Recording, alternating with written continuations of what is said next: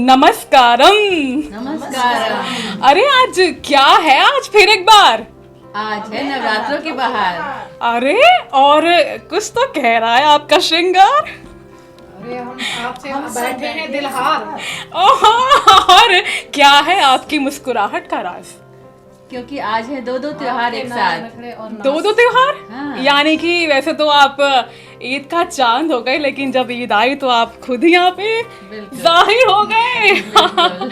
जी बहुत शुक्रिया। शुक्रिया। तो रेडियो रोजाना और देश रोजाना की ओर से आज हम दो त्योहार मना रहे हैं, और भारत जो है वो त्योहारों का देश है। मेरा नाम भूमिका है और आप इतने खूबसूरत मेहमान आज हमारे बीच में आए हैं कि क्या कहूँ, मतलब त्योहार पे और ज़्यादा रौनक लग गई है, त्योहार और ज़्यादा मंत्रमुग्ध करने वाले हो गए हैं। कहाँ तो देश में होली की नहीं, होली कह रही हूँ, नवरात्रों की धूम है, और एक तरफ आज हम ईद का भी हर्षोल्लास मना रहे हैं। तो दोनों की धूम बराबर आज हमारे मंच पर रहेगी, और इसी धूम को बरकरार करते हुए आज मैं स्वागत करना चाहूँगी आप सभी का। हमारे साथ हैं श्री कृष्ण शर्मा दामिनी जी, आपका स्वागत है मैम हमारे स्टूडियो में। हमारे साथ है पलक अक्स जी और सरिता गुप्ता साहिबा मैम, नमस्कार। रितु अस्थाना जी। तो कविताओं की बहार है, कविताओं की धूम है।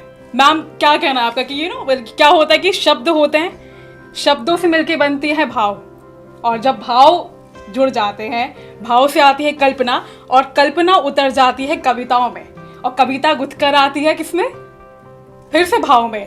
जो हम शब्दों से बयां नहीं कर पाते वो हम कविताओं के जरिए बयां करते हैं, भावों के जरिए बयां करते हैं, और बातें यूं ही हो जाया करती हैं। क्या कहना है आपका, बताइए कुछ।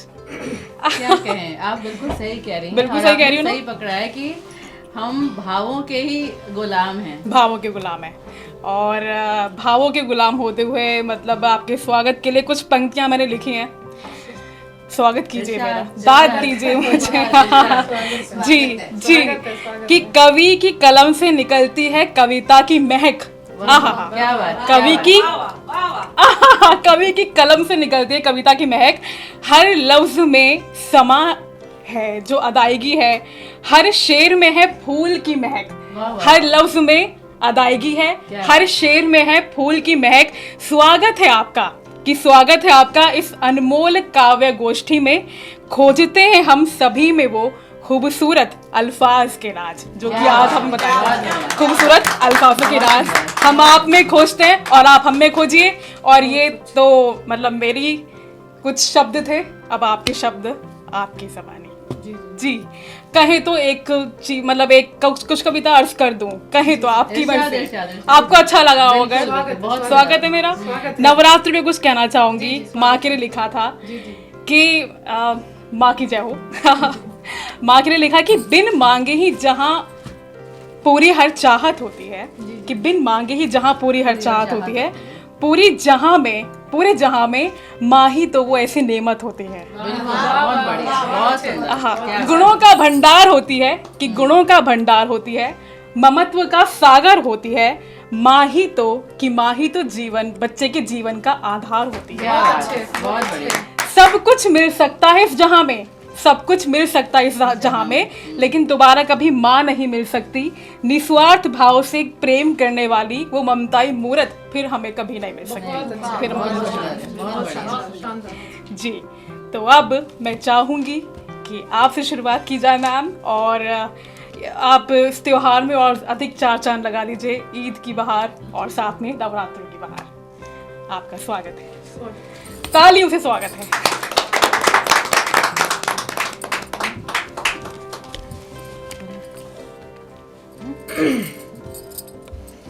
बहुत बहुत शुक्रिया भूमिका जी, आपने बड़ी तमहीद में इस प्रोग्राम की जो शुरुआत की, बहुत अच्छे सलीके से खूबसूरती से शुरुआत की, और आपने शुरू में ये पैगाम दे दिया कि मातृशक्ति है क्या, और मातृशक्ति का जो वजूद है। नवरात्रे जो हमारी जैसा कि शुरू हुए हमारे हिंदुस्तान की जो एक पहचान, जो हमारा एक हर्षोल्लास का जो त्यौहार है, आज काफ़ी धूमधाम से मनाया जा रहा है। लेकिन मेरे हिंदुस्तान की एक बड़ी खूबसूरती है, मेरे भारतवर्ष की एक बड़ी खूबसूरती है कि यहाँ हर त्यौहार सब मिलकर बनाते हैं। तो आज मैं इस देश के आज आपके समक्ष मैं उपस्थित हूँ। मैं कृष्णा शर्मा दामनी, देश के एक प्रतिष्ठित चैनल देश रोजाना से मैं आज आप सबसे मुखातिब हूँ। और हमारे हिंदुस्तान की इतनी खूबसूरती से इन त्योहारों को मनाया जाता है। तो हिंदी कैलेंडर के हिसाब से चैत्र मास शुक्ल पक्ष की प्रतिपदा से हिंदू नव वर्ष प्रारंभ हो जाता है, और जहाँ से हम नवरात्रे मनाते हैं। और नवरात्रों में, और इसको जो दूसरी भाषा में मैं कहूँ हिंदू वर्ष के, कि जो विक्रम संवत 2081 के नाम से भी जाना जाता है चैत्र मास में। तो ये क्यों मनाया जाता है? क्योंकि जब हमारे यहाँ तीज त्योहार थोड़े बनाना हम शुरू करते हैं, तो कोई भी छोटा बड़ा काम हो, हमारी परंपरा है कि हम शुभ मुहूर्त में करते हैं। तो ये सारा कैलेंडर हमें शुभ मुहूर्त और पर्वों का महीना देता है, तो इसलिए इसका बहुत बड़ा महत्व है। तो और दुर्गा माँ की विधिवत पूजा की जाती है, उनका कलश रखा जाता है, अखंड ज्योति जलाई जाती है। लेकिन एक खूबसूरत और त्योहार मेरे हिंदुस्तान में मनाया जाता है, यही तो एक खूबसूरती है। और यहीं से हमारे हिंदुस्तान में गंगा जमनी तहजीब शुरू होती है। गंगा जमनी तहजीब वो कैसे कि एक तरफ घर घर में ढोल ताशे बज रहे हैं, और दूसरी तरफ देखो एक दूसरे से सब गले मिल रहे हैं, और वो मृदंग, वो संगीत इतना अंदर से रोमांचित करता है एक दूसरे को, किसी को समझ नहीं आता कि कौन किसके गले मिल रहा है। तो ये खुमारी किस चीज़ से है? ये हमारी तो खुमारी त्योहारों से है। तो आज ईद उल फितर का भी त्योहार है। मैं अब इसमें बीच में छोड़कर मैं सर को नमस्कार करती हूँ। तो ये बड़ी खूबसूरती है कि आज ईद उल फितर का भी त्यौहार है, और मुस्लिम बहन भाई रमज़ान उल मुबारक के महीने के 1 महीने के बाद ये त्यौहार नसीब होता है। तो इसको भी हम ईद उल फितर के नाम से जानते हैं, और इसको देश क्या पूरे विश्व में बड़े हर्ष और उल्लास के साथ मनाया जाता है। मेरे हिंदुस्तान की खूबसूरती यही है, कभी किसी से बैर नहीं। सियासतदान में जो भी कुछ भी होता रहे वो होता रहे, इसके हम मोहताज नहीं है, प्रेम मोहब्बत के। तो आइए, आज एक ख़ास प्रोग्राम देश रोज़ाना टीवी चैनल पर रखा गया है। इसको आप देश रोज़ाना रेडियो पर भी आप सुन सकते हैं बाकायदा। और देश रोज़ाना की ये खूबी रही है कि ये टाइम पर वक्त पर जैसी आवाम की, जनता की आवाज़ होती है, आप सबके समक्ष मुखातिब होता है बात पर, और सही मुद्दों को अपने चैनल पर जगह देता है। तो हिंदू, मुस्लिम, सिख, ईसाई सभी धर्मों का तहे दिल से स्वागत है, सम्मान है। हम तमाम देशवासियों की ये बखूबी समझते हैं, क्योंकि ये कहना गलत ना होगा कि ना तेरा है ना मेरा है, ना तेरा है ना मेरा है, ये हिंदुस्तान सबका है। नहीं समझी गई ये बात तो नुकसान सबका है। जो इसमें मिल गई नदियां वो दिखलाई नहीं देती, महासागर बनाने में मगर एहसान सबका है। तो आइए, यह जिम्मेदारी वैसे तो सियासतदानों की भी होती है, हमारे रहनुमाओं की भी होती है, और जनता की आवाम की भी होती है। उन्हें थोड़ी देर के लिए हम भूल जाते हैं, उनका जो फ़र्ज है वो अहले सियासत जाने। मेरा पैगाम मोहब्बत है जहाँ तक पहुँचे। तो आइए, तो आज की इस प्रोग्राम की खूबसूरती क्या है, आप देखते ही पहचान गए होंगे कि मातृशक्ति की बहार आई हुई है, और उन मातृशक्तियों के बीच में एक नन्ही कली भी बैठी हुई है। आप मुखातिब होंगे और आप रूबरू देख भी रहे होंगे इस प्रोग्राम में।